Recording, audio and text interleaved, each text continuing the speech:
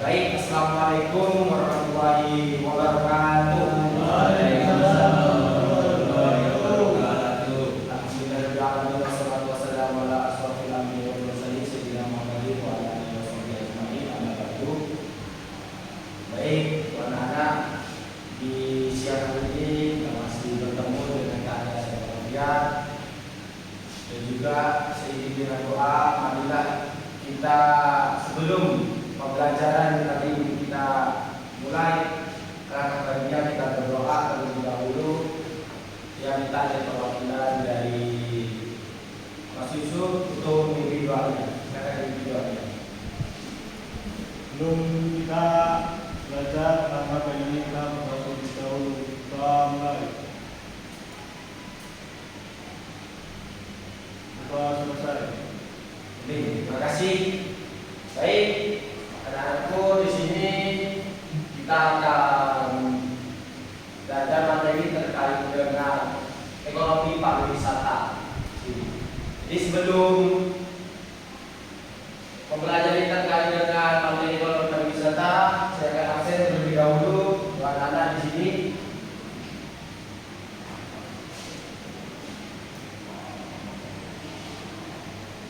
Aziz, Arif, Fuad, Vicky, Yusuf, Abidullah, Azrin. Jadi semua di sini ya. Baik, langsung saja kita akan membahas terkait dengan materi ekonomi pariwisata. Jadi ekonomi pariwisata tersebut ini banyak sekali ataupun luas ketika kita membahas terkait dengan ekonomi pariwisata tersebut. Yang mana ekonomi pariwisata tersebut ini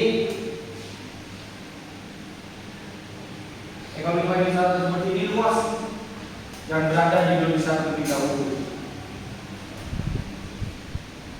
Nah, untuk pengertiannya sendiri di sini ekonomi pariwisata adalah kegiatan berjalan seseorang atau sekelompok ke suatu tempat tertentu untuk tujuan rekreasi, pendidikan atau mengenai budaya dan alam dalam waktu sementara.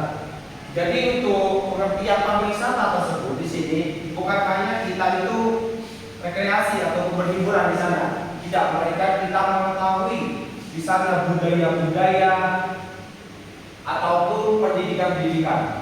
Untuk ekonomi pariwisata tersebut di sini yang berbau pendidikan ataupun budaya tertentu kan banyak. Contohnya seperti Candi Borobudur di sana. Selain kita itu rekreasi untuk pergi ke Candi Borobudur, di sana juga kita belajar di sana. Dan juga belajar mengenai budaya-budaya. Apa sih? Kenapa? Mengapa seperti itu? Jika kita ingin mengetahui di sana. Dan juga untuk mengenai dari sistem budaya tersebut ini banyak sekali. Seperti budaya-budaya di Bali juga di sana. Budaya-budaya di Bali kan juga dengan tradisinya yang begitu wow saat ini. Apalagi pada saat-saat era-era tahun baru, maka di Bali tersebut itu ada yang namanya budaya ataupun kegiatan yang menurut adatnya tersebut itu diadakan seperti itu. Mungkin dari pengertian ekonomi ini ada yang perlu ditanyakan? Dari pengertian ekonomi, oke cukup? Joy. Oke, untuk tujuan pariwisata, yaitu tujuan pariwisata tersebut adalah membuka lapangan pekerjaan. Membuka pekerjaan yang banyak. Pekerjaan ini muncul di bidang pariwisata seperti hotel, transportasi, atau pemandu wisata dan usaha-usaha kecil. Ya, untuk tujuannya tersebut ini ada di 4 tersebut di sana. Yang pertama itu ada rekreasi dan hiburan. Ada yang tahu nggak seperti apa sih rekreasi dan hiburan ini? Apakah anak-anak di sini pernah rekreasi dan hiburan? Ada yang pernah? Nah, kemana? Coba Rondo. Ada lagi?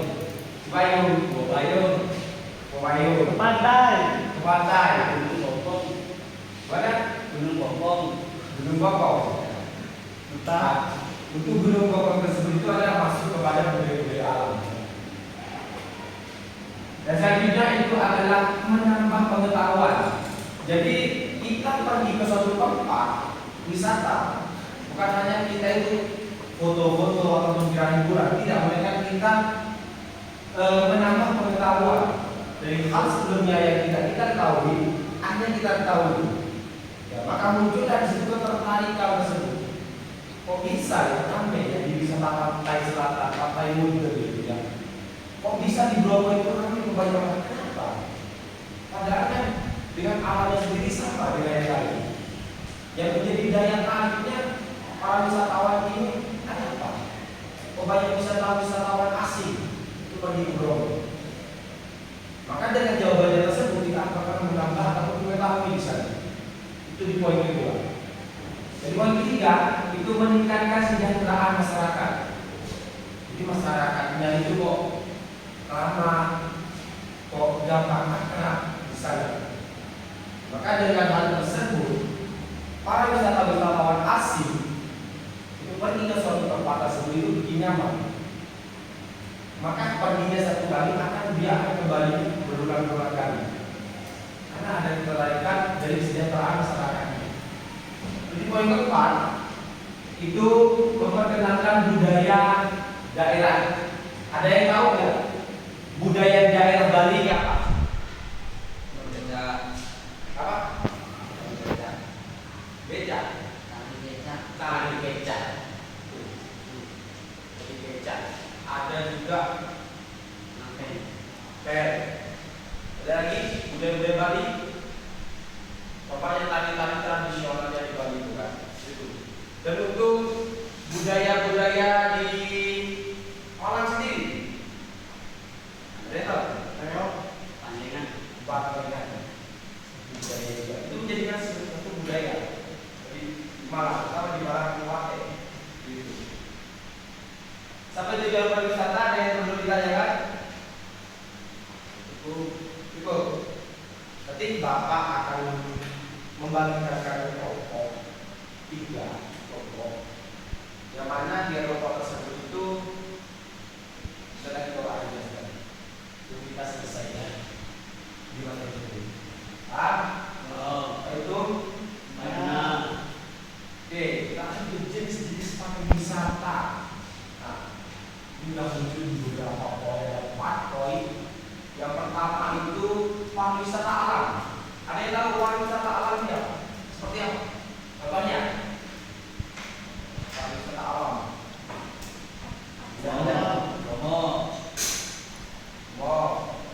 Ada tadi yang bilang Gunung Bokong juga.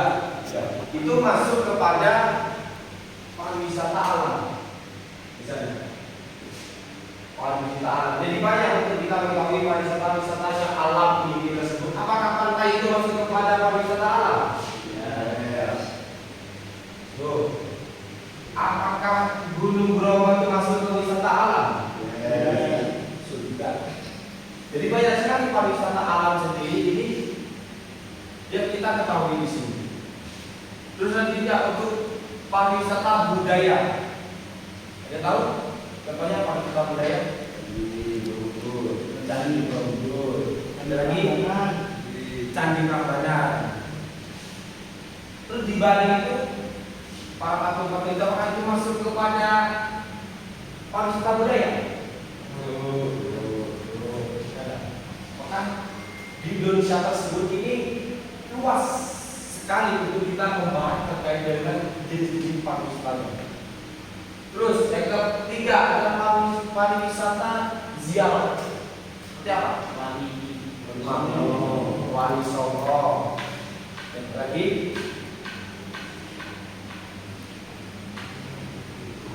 ziarah. Itu berarti kita pergi ke makam-makam dan juga ke sebuah museum. Museum-museum yang berada di Indonesia maupun yang berada di Surabaya dan juga di Malang. Terus pariwisata edukasi di sini. Apa pariwisata edukasi? Kebun binatang. Terus kayak yang di daerah Batu itu ada namanya Santera. Boleh saudara. Nah, Santera itu banyak sekali yang berkunjung-kunjung di sana. Sampai di jadi pariwisata ini ada lagi yang mau menambahkan. Cukup. Nah, yaitu selanjutnya kemampuan pariwisata, yaitu membuat komponen pariwisata adalah unsur-unsur penting yang saling berkaitan dengan dan harus ada agar kegiatan pariwisata dapat berjalan dengan baik. Contohnya itu ada daya tarik wisata, terus ada akses menuju lokasi, ada fasilitas pendukung dan ada layanan tambahan. Di daya tarik di sini, kita membahas dengan daya tarik di sini. Seperti saya Bapak bahas tadi di awal, kenapa sih kok Bromo ini banyak yang pergi sana Bromo? Kok bisa tahu asing yang dari luar Indonesia kok bisa bule-bule itu kok bisa ke Bromo? Ada tahu? Apa mungkin gunungnya bagus, ataupun sunrise-nya bagus, Sunrise-nya bagus, Pak. bagusnya bagus. Sekali lagi yang menjadi daya tarik wisatawan luar itu pergi ke Bromo. Kenapa? Di Bromo. Yang pilih contoh di Bromo. Kenapa? Atau di pantai. Kenapa kok para pengunjung-pengunjung luar kota Malang khususnya itu kok bisa ke pantai selatan? Padahal di sana banyak pantai-pantai juga di sana. Ya, kok bisa pergi ke yang jauh? Ada apa? Mereka beberapa kali. Gus, ada yang pernah mengatakan kalau bahasanya sekali itu gadis ya. Kita pergi ke pantai Pak untuk kita menenangkan diri di sana. Kepalanya sedang patah-patah kaki di sana. Kalau pantai kita menemukan sebuah ketenangan di sana. Kita refleksi, kita melihat sebuah pantai yang tidak pernah ada ujungnya di sana. Semakin kita kerja semakin jauh, semakin kamu menjadi dia, padahal dia tidak bisa berubah seperti itu. Selanjutnya, yaitu akses menuju lokasi. Ketika kalian menuju sebuah lokasi, contohnya ke pantai, tanpa mengetahui akses lokasi di sana, apakah kalian mengetahui jalannya? Apakah di jalan yang sana di aspal atau nggak di sana becek gimana? Tidak kan? Mestinya kita untuk pergi ke suatu tempat di sana, di suatu daerah, di pantai terutama, kita harus mengetahui terlebih dahulu akses jalannya seperti apa aja. Apakah hanya sepeda motor yang bisa lewat? Apakah hanya mobil yang bisa lewat? Misalnya, agar kita menyampai kepada lokasi, agar kita tidak kecewa. Seperti itu kan? Terus yang poin ketiga, yaitu fasilitas yang mendukung. Fasilitas seperti apa? Jadi sebenarnya fasilitas apa aja?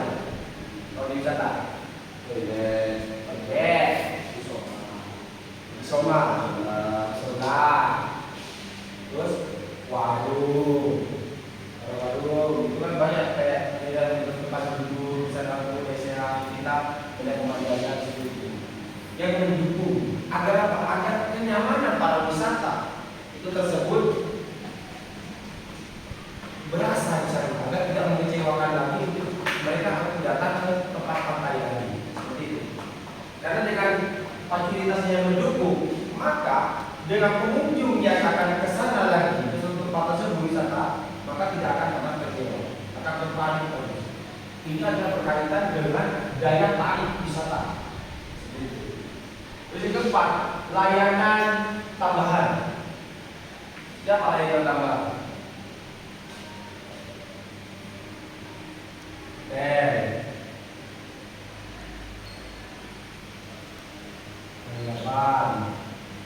Terus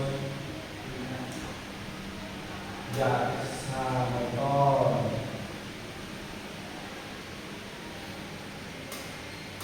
Maka dengan ketiga tersebut ini adalah termasuk dengan layanan tambahan. di suatu tempat. Maka dari para wisata tersebut itu yang pergi dari jauh di pulau ataupun dari luar kota pergi ke suatu tempat yang pada di pantai, maka yang pertama kali yang akan mereka pergi adalah penginapan atau sebuah hotel. Agar apa? Kan mestinya kalau kita pergi ke tempat kan masa capek gitu. Perlu yang namanya juga istirahat. Itu. Sampai di komponen wisata paham?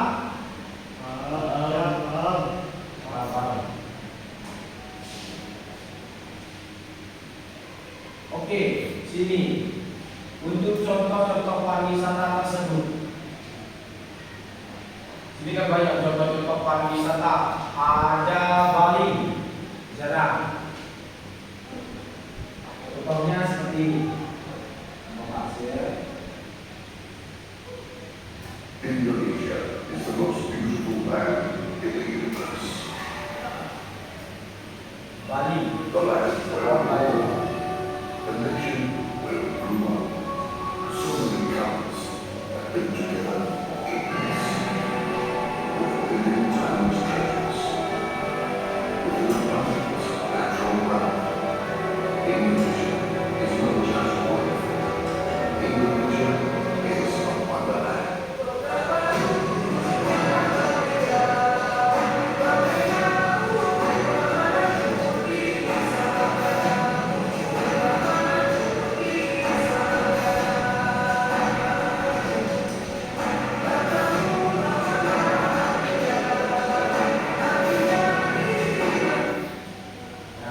Itu untuk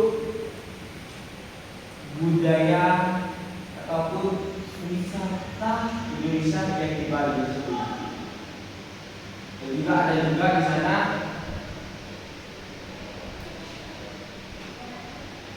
taruh saya juga.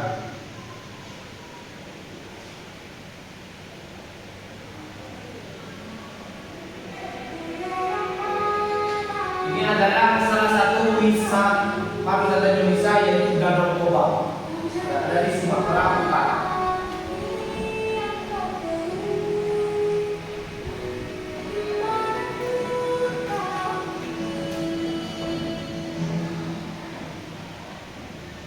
Nah, untuk cuplikannya seperti itu videonya untuk pariwisata Danau Toba dari Sumatera Utara yang ada patung Yesusnya yang besar di Indonesia ataupun bahkan di dunia terbesar patung Yesus ada di Danau Toba.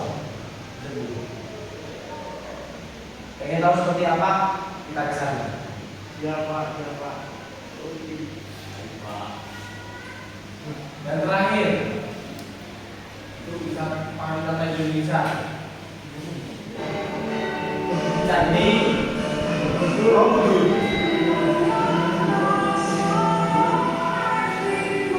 Candi Borobudur.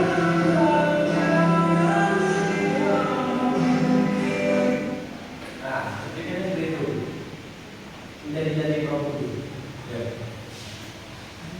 Maka dengan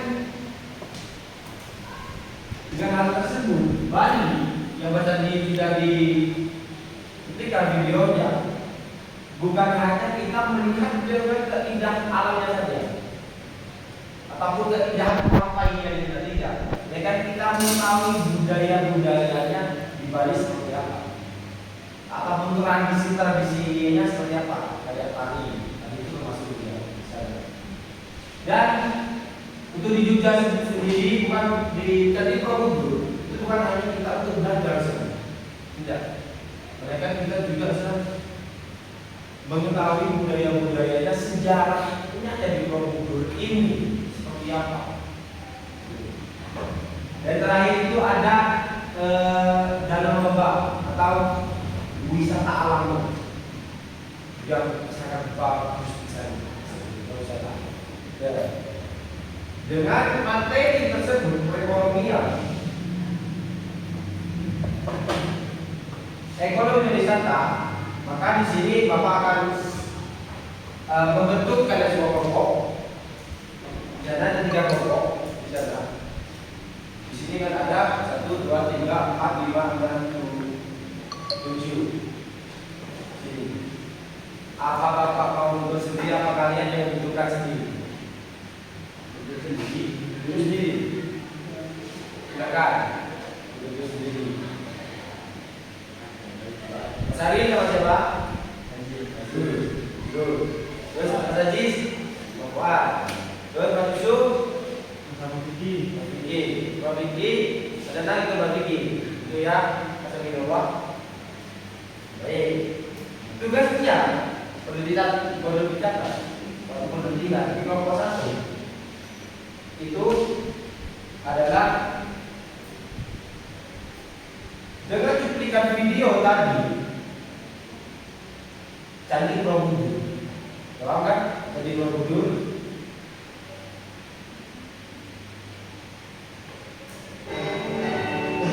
Candi Borobudur. Ya. Tugasnya apa yang menjadi daya tarik Candi Borobudur kepada wisatawan luar? Kenapa kok para wisatawan itu kok bisa ke Candi Borobudur? Ada apa di Borobudur? Dia tanya Pak. Duduk. Yang kedua, dan kelompoknya Mas Aziz sama Mas Fuad di sana. Indonesia is the most Dan Kobar, in the universe. Bali, Jawa, kota The mau nation pulang. Di Bali sama juga aja yang menjadi daya tarik apa? Di Bali, Pak.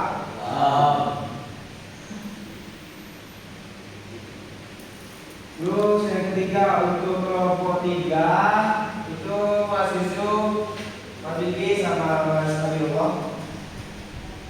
Di sana itu dan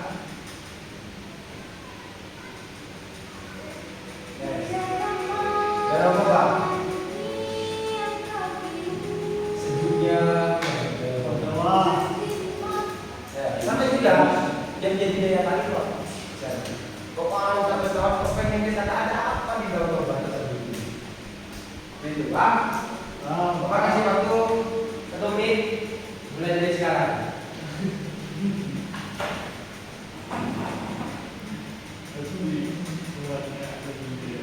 Kita akan didiskusikan.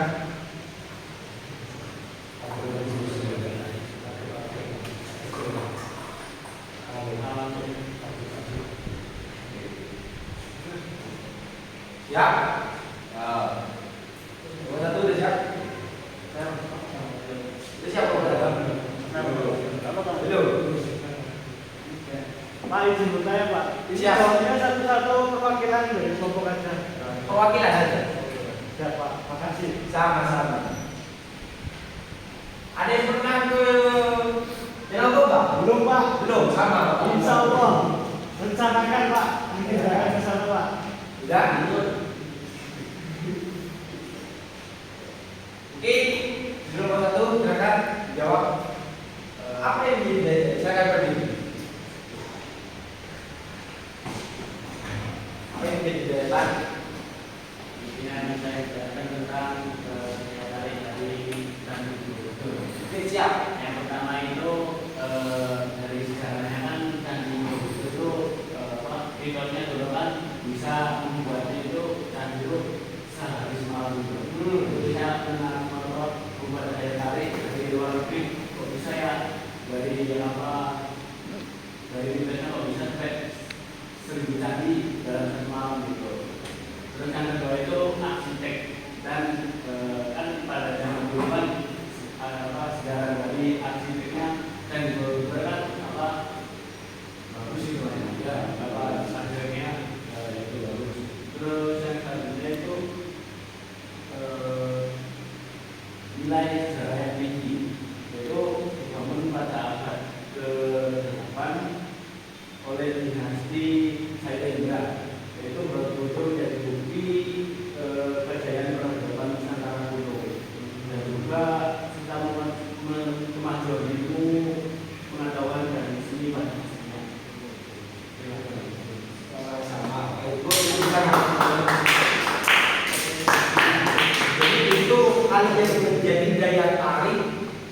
wisatawan luar untuk pergi ke Candi Borobudur. Itu ya jawabannya. Baik, bagus sekali jawabannya. Dan itu di nomor 2 itu Bali.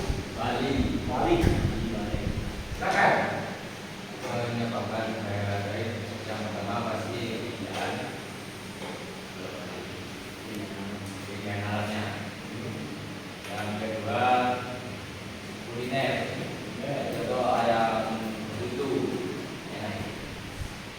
Tiga keramahan masyarakat. Orang Bali ramah budaya yang kuat. Tiga. Baik, mungkin hal tersebut dengan kelestariannya budaya ataupun dengan masyarakatnya yang itu ramah sehingga wisatawan asing itu menjadi sebuah daya tarik untuk mengambil Bali. Itu selanjutnya yaitu Danau Toba nomor 3, kan? Baik, Assalamualaikum warahmatullahi wabarakatuh. Waalaikumsalam warahmatullahi wabarakatuh. Jadi ketika sekilas melihat dari apa yang dikatakan oleh Bapak tadi, itu memang ada beberapa unsur yang membuat daya tarik terhadap wisata Danau Toba ini. Salah satunya itu keindahan alamnya. Nah, memang kalau kita lihat sekilas saja dari video tersebut, itu pemandangan sangat sejuk sekali ditambah dengan Pulau Samosir yang sangat indah berdiri megah di sana seperti itu. Dan juga kalau kita tadi sih terhadap kebudayaannya di sana itu Danau Toba memiliki suatu budaya yang kayak budaya Batak yang sangat kental sekali. Dapat dilihat dari beberapa struktur bangunan yang tercipta di samping kanan kirinya di situ. Terima kasih. Kembalikan kita menjadinya sebuah daya tarik itu ada dari segi budaya. Sehingga di saat ini tentang sosial media itu kan kita bisa melihat tersebut dengan daya tariknya seperti apa aja misalnya. Sehingga untuk wisatawan pengennya ke sana. Apa yang menjadi daya tariknya para wisatawan itu untuk pergi ke sana?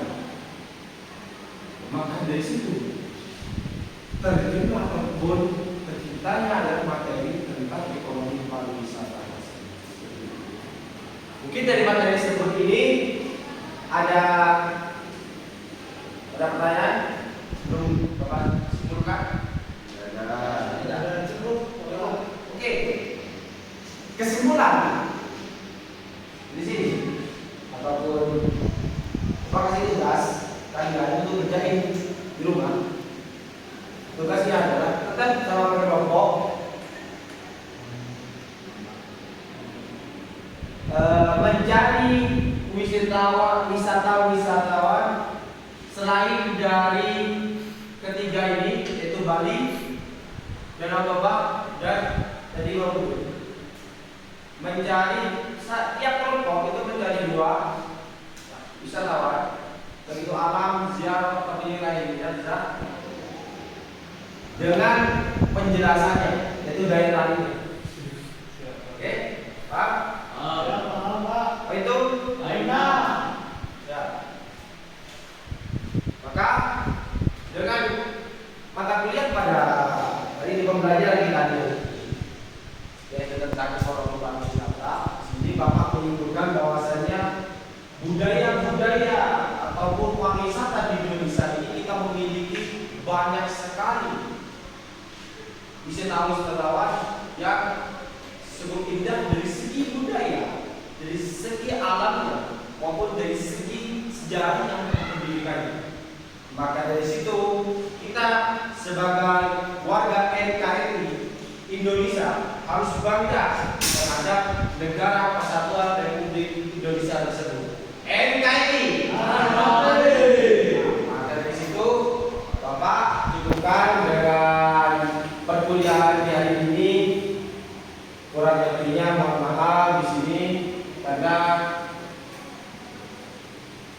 sebelum kita menutup dengan perkuliahan hari ini ataupun maaf untuk pembelajaran hari ini kita berdoa terlebih dahulu yang mana dengan pembelajaran ini semoga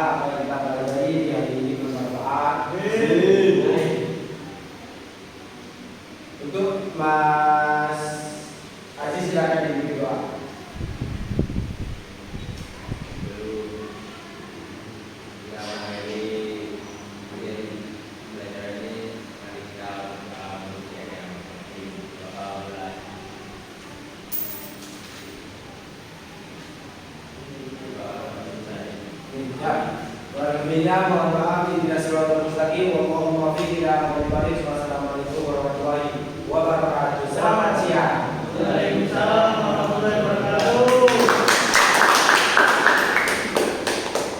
Wes, Dik. Lesah.